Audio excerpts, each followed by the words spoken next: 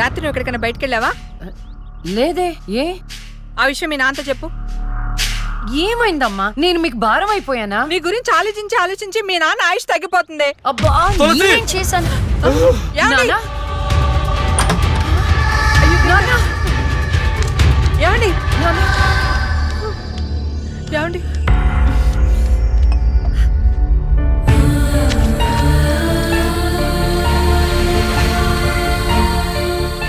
అమ్మా, టాబ్లెట్స్ అయిపోయినాయి.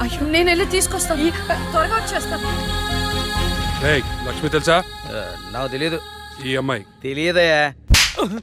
చెప్పో. గాంధీనగర్ 2వ వీధిలో ఉంటారు సార్. అంతకుమించి నాకేం తెలియదు సార్. ఏమండి, బీపీ టాబ్లెట్స్ ఆటమ్ 5 mg కొంచెం త్వరగా ఇవ్వరా?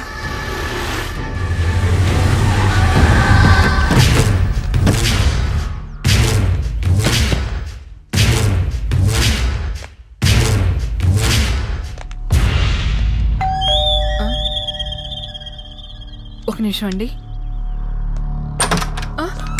ఎవరండి? ఎవరు మీరు?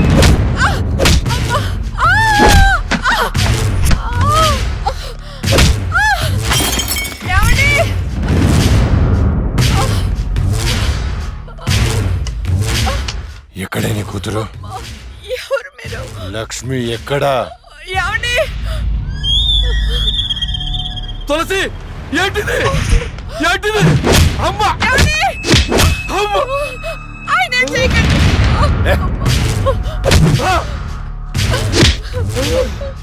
నీ కూతురు లక్ష్మి ఎక్కడా? మొన్న రాహుల్ని చంపింది, నిన్న నా తమ్ముని చంపింది. ఎక్కడా? తులసి!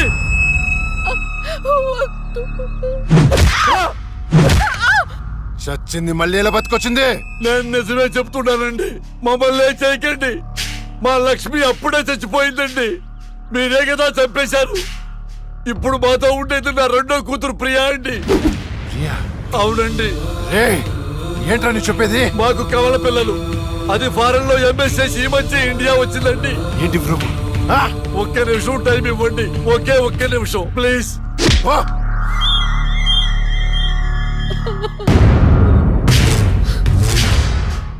ఇది ప్రియా బర్త్ సర్టిఫికెట్ అండి. మీకు కావాలంటే లక్ష్మి డెత్ సర్టిఫికెట్ కూడా తెచ్చిస్తానండి.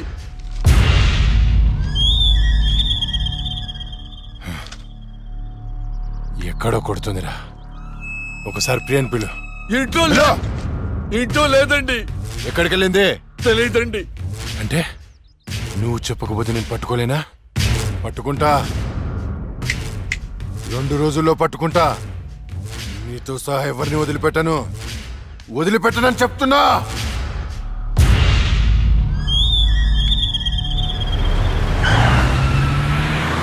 తులసి, ఏమండి? అమ్మా! నాన్న, అమ్మకి ఏమైంది? అయ్యో అమ్మా, నాన్న హాస్పిటల్ తీసుకెళ్దాం.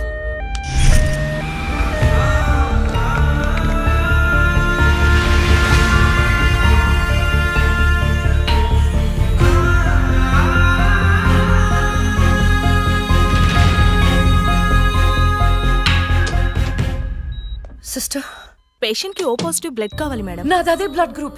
నేను ఇస్తాను. రండి. వదండి.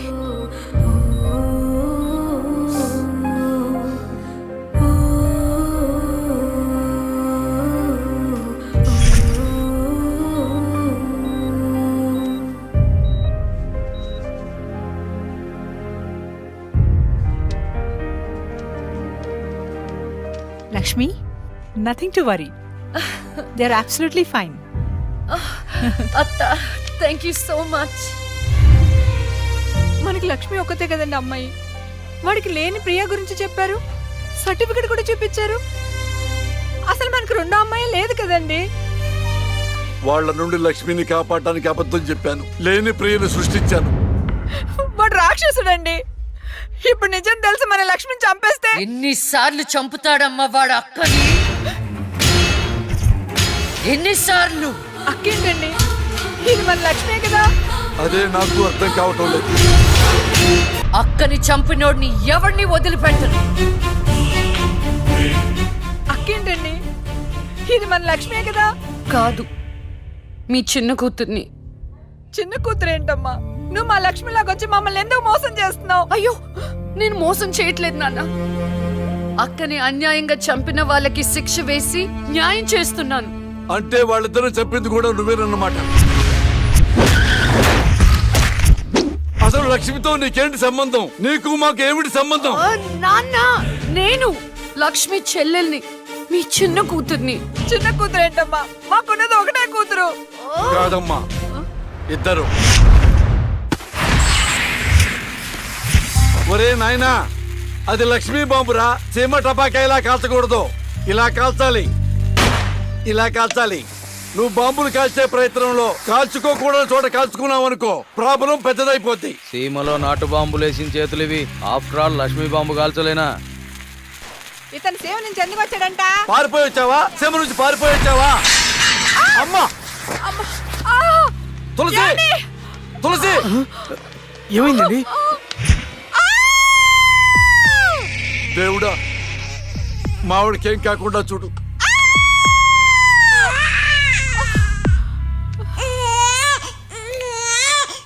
ఏమయ్యా? డాక్టర్ గారు, షీఈ్ ఫైన్, తనకి ఏం కాలేదు. చాలా థాంక్స్ డాక్టర్ గారండి. కానీ నీకు ఆడపిల్ల పుట్టిందయ్యా. ఆడపిల్ల అయితే ఏంటండి? మా ఇంట్లో మహాలక్ష్మి పుట్టింది. కవల పిల్లలు పుట్టారు. అమ్మా, దీపావళికి డబుల్ బోనం సార్. ఆడపిల్లలైతే ఏంటి సార్ సంతోషం, చాలా సంతోషం సార్. కానీ ఒక పాపనే మేము రక్షించగలిగాం. రెండో పాప కడుపులోనే జాండీస్తో చనిపోయింది. నేను అక్కలాగే ఈ భూమి మీదకి వచ్చాను, కానీ నా దురదృష్టం పుట్టగానే చనిపోయాను. ఈ విషయం నా భార్యకు తెలియనివ్వకండి సార్. హాస్పిటల్లో అమ్మ వాళ్ళ ప్రాణాలతో అక్క, శ్మశానంలో ప్రాణాలు లేని నా శరీరాన్ని నాన్న కప్పెడుతుంటే నాకు ఏడుపొచ్చింది. ఆ వయసులో ఏం జరుగుతుందో నాకు అర్థం కాలేదు, కానీ ఆ దేవుడు నాకు అన్యాయం చేశాడని నాకు అర్థమైంది.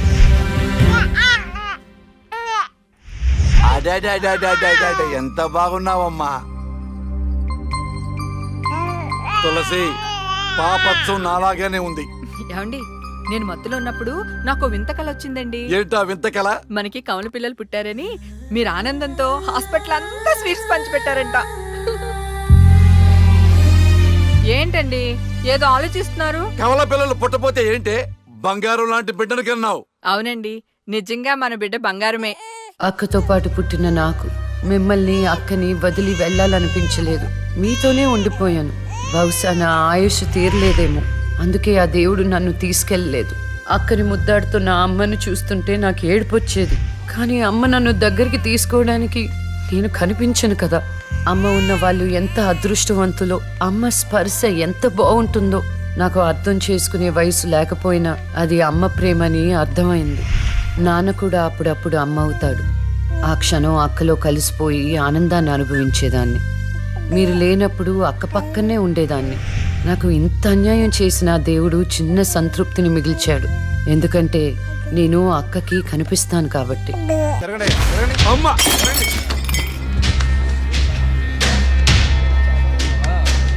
ఒకరోజు కోర్టులో నాన్నకి జరిగిన చిన్న అవమానానికి అక్కలో ఉన్న నేను జడ్జ్ అవ్వాలని నిర్ణయించుకున్నా.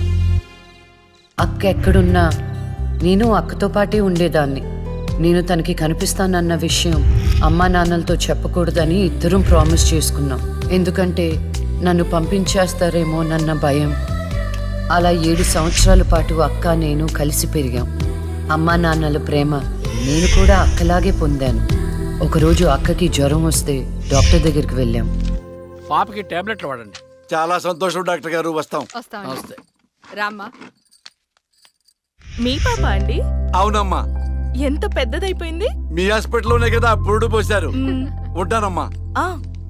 ఆ తాగుబోతు డాక్టర్ ఆ రోజు తాగేసి పాపకు ఆపరేషన్ చేశాడు. పాపం ఆ పాప నరం కట్టయి చనిపోయింది. లేకపోతే ఆ పాపకి కవల చెల్లుండేది. ఇన్నాళ్ళు నాకు అన్యాయం చేసింది దేవుడు అనుకున్నాను, కాదు ఒక డాక్టర్. పాపా, నువ్వు ఈ టాబ్లెట్లు వేసుకుంటే అన్నీ తగ్గిపోతాయి నా బంగారం. కాదు నాన్న, యొక్క టాబ్లెట్ నాన్న, ప్లీజ్ నాన్న.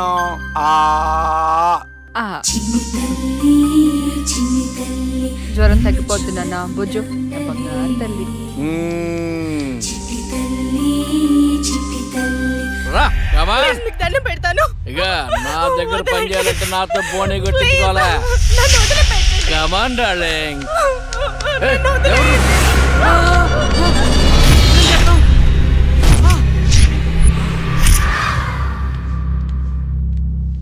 పాపా పాపా తులసి ఆ, పాప ఎక్కడ? అదే అర్థం కావట్లేదండి. ఎక్కడికి వెళ్ళింది?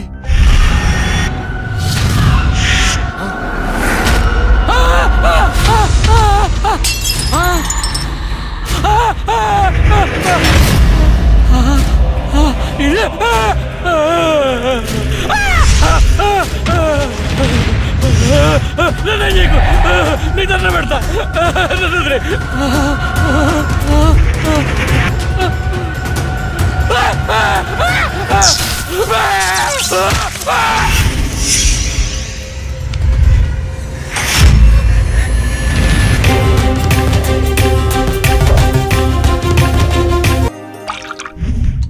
గురువు గారండి, మా అమ్మాయి లా పాస్ అయిందండి.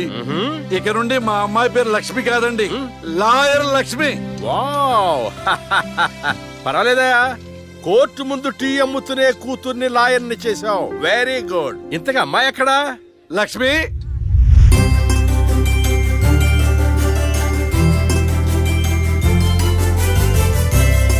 ఏంటి నాన్న పిలిచారు? సార్ మా అమ్మాయి లక్ష్మి. నమస్కారం అండి. అమ్మా నరసింహరావు గారని పెద్ద లాయరు. అవునా? వయసులోనా? కాదురా, మామూలుగా కూడా పెద్ద లాయరేనమ్మా. నేను మీ గురించి చాలా విన్నానండి. అంటే సాక్ష్యాలతో సంబంధం లేకుండా ఎలాగైనా కేసు మీ వైపు మలుచుకుంటారని విన్నాను. అదేనమ్మా లాయర్ తెలివితేటలు.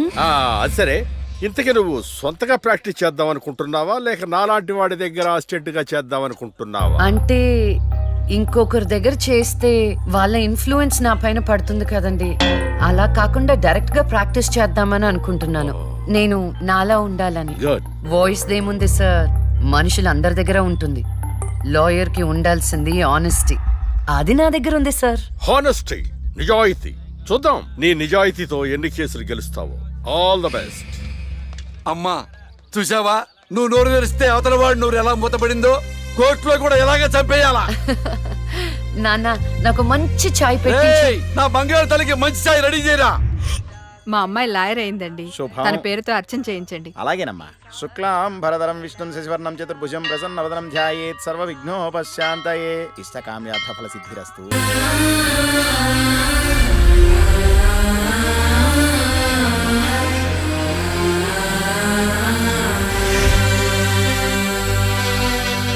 కూర్చోండి.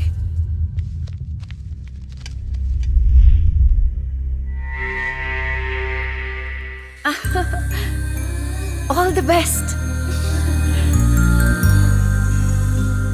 ప్రొసీడ్. యువర్ ఆనర్, ఈ బోనులో ఉన్న రాజీవ్ అనే యువకుడు స్వయానా ఎమ్మెల్యే గారి ముద్దుల కొడుకు. వాళ్ళ నాన్నగారు అధికారంలో ఉన్నారన్న అహంకారంతో నడి రోడ్డు మీద ఒక యువతిని అందరూ చూస్తుండగానే తన కారులోకి లాగి మానభంగం చేశాడు. అంతేకాదు యువర్ ఆనర్, అదే కారుతో ఆ అమ్మాయిని గుద్ది చంపేశాడు యువర్ ఆనర్. ఈ ఘటన జరిగి 4 సంవత్సరాలు అవుతుంది. ఈ రాజీవే హంతకుడని అందరికీ తెలుసు, కానీ ఇంతవరకు నిందితుడికి శిక్ష పడలేదు your honour. Objection your honour. Objection sustained. Thank you.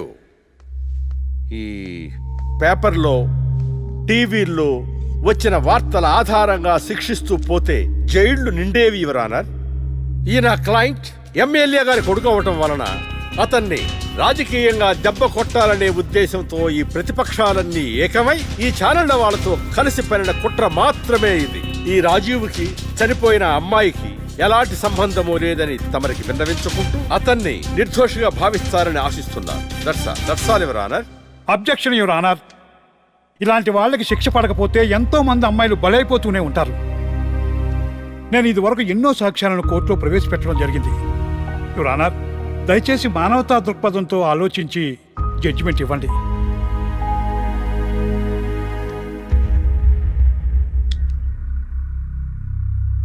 ఈ కేసు పూర్వాపరాలు పరిశీలించిన మీదట సాక్ష్యాధారాలు తారుమారు చేసి ఈ కేసుని పక్కదారి పట్టించడానికి ప్రయత్నం జరిగిందని నాకు అర్థమైంది. సాక్ష్యం లేకపోవచ్చు, కానీ కారణం లేకుండా ఏ ఆడపిల్ల తల్లిదండ్రులు మా అమ్మాయిని మానభంగం చేశారు, చంపేశారు అని కోర్టు మెట్లు ఎక్కరు. కానీ ఈ తల్లిదండ్రులు 4 సంవత్సరాలుగా కోర్టు మెట్లు ఎక్కుతూనే ఉన్నారు. ఈ రోజు వరకు న్యాయం కోసం తిరిగి తిరిగి అలసిపోయిన వాళ్ళ కాళ్ళకి, నా తీర్పు కోసం ఎదురు చూస్తున్న వాళ్ళ కళ్ళకి విశ్రాంతి ఇవ్వాలని నిర్ణయించుకున్నాను. ఇక్కడున్న ప్రత్యక్ష సాక్ష్యాలను రాతపూర్వకంగా సాక్ష్యాధారాలని స్వీకరించండి.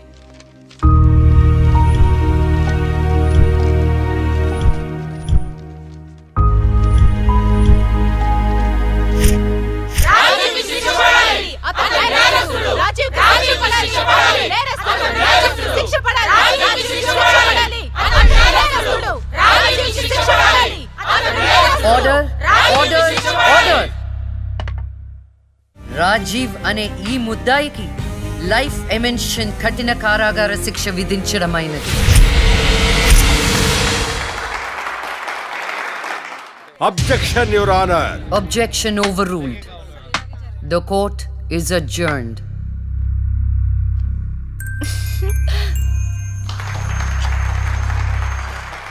ఏమే, కొత్తగా వచ్చింది అంటే ఏ సీమ టపాకాయో శిశింద్రియో అనుకున్నాం. లక్ష్మీ బాంబు, జాగ్రత్తగా ఉండు. చెమటలు పట్టించేస్తుంది సార్.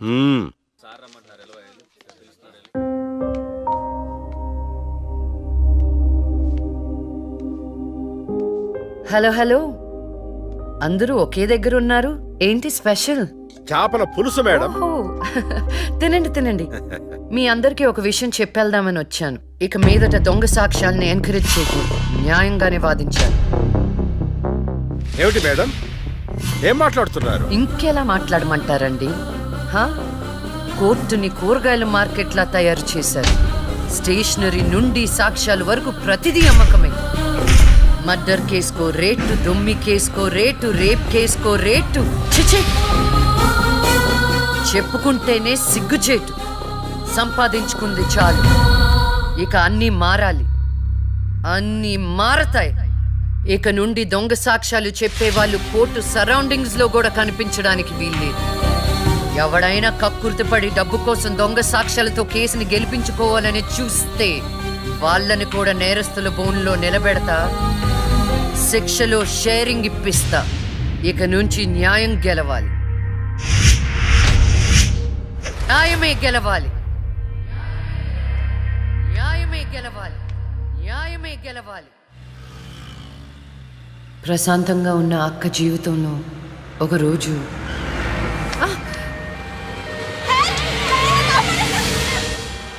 అంబులెన్స్ లో అమ్మాయిలా ఫాలో అవ్వు. జాగ్రత్త.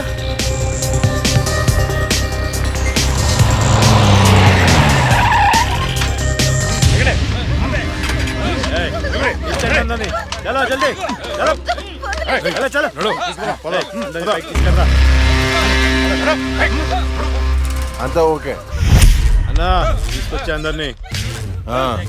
ఏం ప్రాబ్లం రాలేదు కదా? అంబులెన్స్ లో అమ్మాయిలు ఉంటారని ఎవరు గెస్ట్ చేస్తారన్నా? ఏయ్, వీళ్ళందరినీ ట్రక్ లో ఎక్కించండి. ఆ దుబాయ్ షేక్ గాడు ఒక్కడే ఫోన్లు. అసలు అది ఓయ్, అరవకో. ఏంటే, నువ్వు అరిస్తే రిప్లై ఇచ్చేవాడు ఇవ్వలేడు. ఇది నా ఏరియా. రేయ్, తీసుకెళ్ళండి రా అందరినీ. తీసుకెళ్ళండి తొందరగా. పోవే.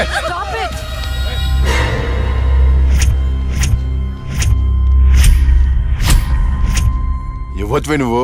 అది తర్వాత. హాస్పిటల్ కి వెళ్లాల్సిన బండి ఇక్కడికి వచ్చింది ఏంటి? ఏంటి, పాప క్లారిఫికేషన్ కావాలంట. రేయ్, ఇచ్చేయండి రా. అమ్మాయే కదా అని అలుసుగా చూస్తున్నారేమో.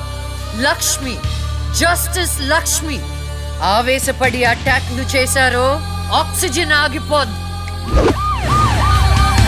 Arrest him.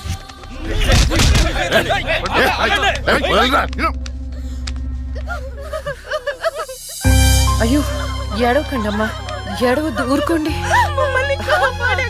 ఏడవద్దు. వీళ్ళని స్టేట్ హోమ్ కి తీసుకువెళ్ళండి. వీళ్ళ పేరెంట్స్ ఎవరో కనుక్కొని వాళ్ళకి అప్పచెప్పండి. నిన్ను నిన్న స్వామీజీ దగ్గరికి వెళ్తే నా టైం బాగుందన్నాడు.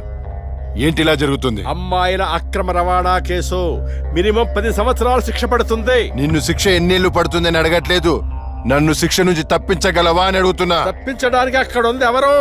ఎవరు? లక్ష్మీబాంబ. అంతేగా? చాలా కరెక్ట్ ఇన్ఫర్మేషన్ చెప్పావు నాయనా. నా కేసు వాదిస్తే నువ్వెంత డబ్బు అడిగితే అంత ఇస్తాను. వాదిస్తాను, కానీ గెలుస్తావని నమ్మకం మాత్రం లేదు. కానీ నువ్వు గెలవాలి. నువ్వు గెలవాలి అంటే లక్ష్మి నీకు ఫేవర్ గా జడ్జిమెంట్ చెప్పాలి. ఇదే నేను నీకు ఇచ్చే సిన్సియర్ సజెషన్. వస్తా ఏమయ్యా, వస్తా.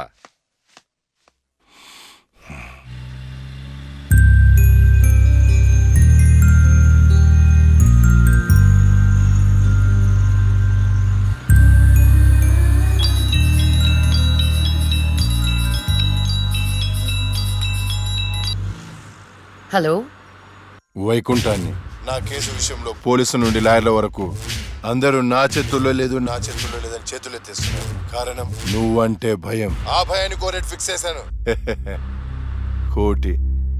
కోటి రూపాయలు. నువ్వు రేట్ ఫిక్స్ చేసింది వాళ్ళల్లో ఉన్న భయానికి కాదు, నాలో ఉన్న నిజాయితీకి. నువ్వు కోటి పక్కన ఎన్ని సున్నాలు పెట్టినా దాన్ని కొనలేవు. ఏ జడ్జి, ఏయ్, ఏంటే నీ పొగరు? డబ్బుంటే ఏదైనా కొనొచ్చనే నీ మైండ్ సెట్ క్యాన్సర్ కంటే డేంజర్. దానికి ఆల్రెడీ ట్రీట్మెంట్ స్టార్ట్ చేశా. ఏంటి నువ్వు చేసేది? కొన్నాళ్ల పాటు జనాల మధ్య తిరగకుండా ఊసలు లెక్క పెడుతూ చిప్పకూడు తింటే ఆటోమేటిక్ గా సెట్ అవుతావు. నిజంగానే ఇది లక్ష్మీబాంబు? అక్క, నువ్వు సూపరే. నిజమా? వాడిని బెదర్ కొట్టేశావు. హై ఫై.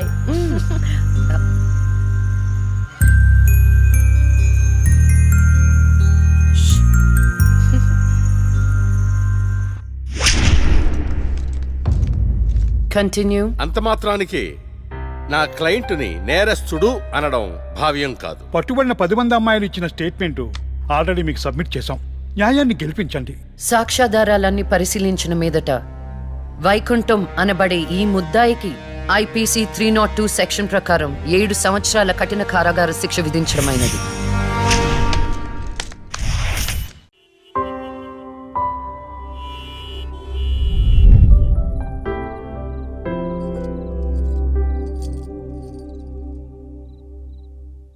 టంటడైన్, భలే ఉన్నావు అక్క. ఏంటోనే భయం వేస్తుంది. జస్టిస్ లక్ష్మికి పెళ్లి చూపులంటే భయమా? అంతే మరి. నువ్వు కూడా నాతో రావే. నువ్వే, అది నీ పర్సనల్ ఇష్యూ, నువ్వే చూసుకో. అంతేనా? నీకేంటక్క, నా దిష్టి తగిలేటట్టుంది. నువ్వు బంగారం.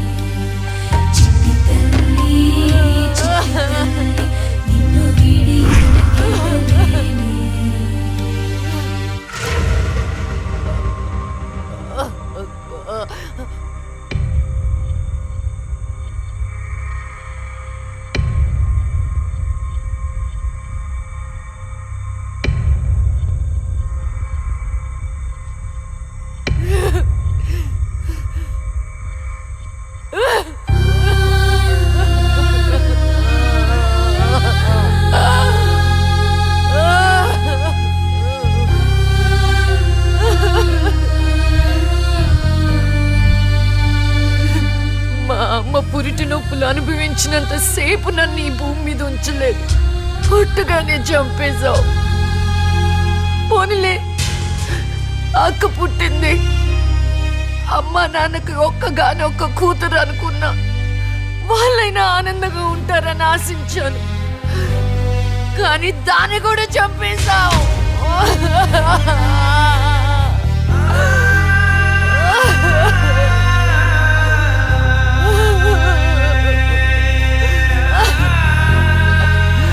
అసలు వాళ్ళు చేసిన తప్పేంటి? అమ్మ రోజు రోజు నీకు పూజలు చేస్తూ ఉపవాసాలు ఉండటమా?